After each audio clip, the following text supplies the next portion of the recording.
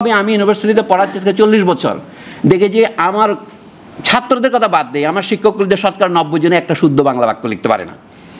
আমি আপনাদের ভুরি ভুরি প্রমাণ দেব। এই ঈদ সংখ্যা দেশ রূপান্তর পত্রিকা একজন ভদ্রলোক যিনি নাকি 40টা ভাষা জানেন, তিনি আরবি থেকে একটু উপন্যাস অনুবাদ করেছেন। উপন্যাসের নাম উত্তরে দেশান্তরের মৌসুম। হ্যাঁ, তো মৌসুম আল হিজরা ইলা আল শামাল, এই বইটা ও বাংলা পড়ে দেখেছে, তো অনেক বাংলায় জানেন না, তাহলে তিনি 40 ভাষা জানেন কীভাবে? আপনারা দেখতে পারেন, সেটা গল্পটা ছাপা হয়েছে গত ঈদ সংখ্যা দেশ রূপান্তর পত্রিকা। এই জন্য বলছি, বেসিক শিক্ষা ঠিক না হলে আপনি কিছু করতে পারবেন না। আপনার শাসক হলেও খারাপ হবে, খারাপ হলে। এখন বলছি যে শেষ কথাটাই বলি, শিক্ষা যদি আনন্দদায়ক হতে হয়, আপনি যেটা শিখতে চান সেটি আপনাকে শেখার সুযোগ দিতে হবে। মাঝপথে যেন ঘোড়া বদলাতে পারেন সেই সুযোগ থাকতে হবে। গ্রামসির নাম দিয়েছিলেন, নিচের স্কুলের নাম দিয়েছিলেন অ্যাক্টিভ স্কুল, মানে স্কুলা অ্যাক্টিভা। আর একটা দ্বিতীয় যে স্কুলের কথা উনি বলছেন, এটা হচ্ছে ক্রিয়েটিভ স্কুল।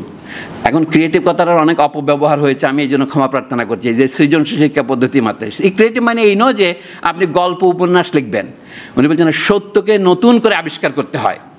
শিশু নিজেই আবিষ্কার করবে যে এটার সাথে এটা মিললে এই হয়, এটার সাথে মিললে এই হয়। আমরা কেমিস্ট্রি ল্যাবরেটরিতে কী করি, তাদেরকে যৌগ মিশ্রণ শেখাতে থাকি, তুমি নিজে নিয়ে করে দেখো, বানতে ওজন করে দেখো। শিশুর যে আবিষ্কারের আনন্দ, সেটা যেন তার শিক্ষা থেকে বঞ্চিত না হয়, এই জন্য সেই উপযুক্ত পরিবেশ তৈরি করতে হবে। সেখানে শিক্ষক থাকবেন শুধুমাত্র নির্দেশকের ভূমিকায়, নিজে কিছু করবেন না। এটা করা সম্ভব, কিন্তু সেই পরিবেশ আমাদের এখানে হয়নি। আটবাজ করা যাবে না। সর্বশেষে যেটাকে আমরা বিশ্ববিদ্যালয় শিক্ষা বলি, আমাদের দেশে কার্যত সেটা হয়নি।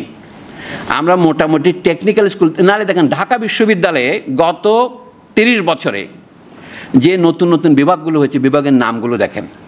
প্রথম হচ্ছে বিভাগগুলোর নামে তারা বাংলাকরণও করতে পারে নাই। আমি ওখানে দেখছি দক্ষিণ দিকের গেইটে আছে 35টার মতো ডিপার্টমেন্ট আছে, তার মধ্যে 17টার মতো নাম বাংলা হরফ ইংরেজিতে লিখেছে, উইমেন অ্যান্ড জেন্ডার স্টাডিজের মতো।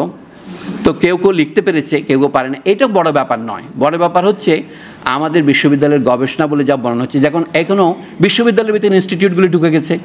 যেমন টেলিভিশন বলেও একটা ডিপার্টমেন্ট হয়েছে, এটা গণযোগাযোগের সাংবাদিকতা ছিল, সেখানে আরেকটাকে কি যেন চিত্ত বৈকল্য না মনোবৈকল্য একটা হয়েছে, মনোবিকলন, বুঝে গেছি কীরকম, হ্যাঁ, যোগাযোগ বৈকল্য। এই যে প্রত্যেকটা জিনিসকে নিয়ে একটা বিভাগ করার যে প্রবণতা, এটা খুব একটা সুস্থ প্রবণতা নয়। এটা বোঝা যাচ্ছে বিশ্ববিদ্যালয় অসুস্থ।